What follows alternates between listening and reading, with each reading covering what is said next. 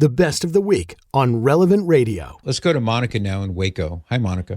Hello. Thank y'all for taking my call this morning. You're welcome. I have a specific conclave question. My husband and I are trying to answer all the questions for our 16-year-old and our 12-year-old, which is great. 12-year-old had a very specific question.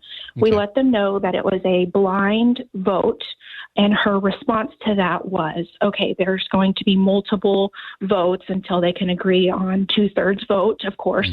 Her question was, is it truly blind throughout the entire process? Or, for example, after that first vote is cast, is whoever is looking at the votes to say who has what, is that information given to the cardinals, or is it blind throughout the entire process?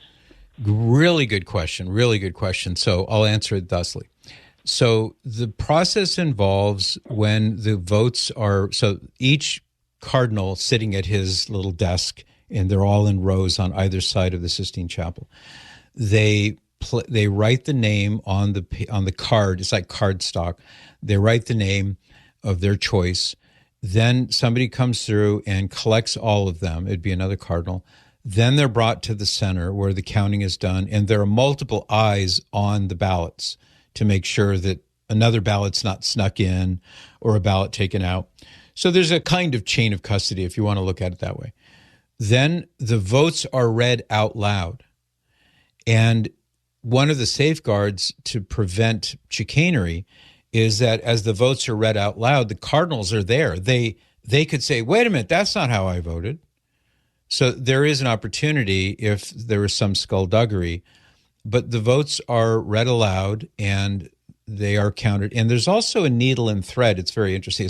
It's maybe thicker than average thread, but a needle with thread is run through all the ballots and then tied together so that they can't get lost or separated, or other ones can't be added in.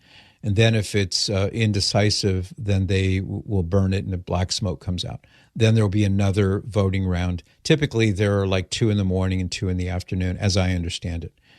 They would announce who has the most votes. So like, let's say a candidate is really surging and he's got more and more and more votes. He's not at the required 2/3 majority yet.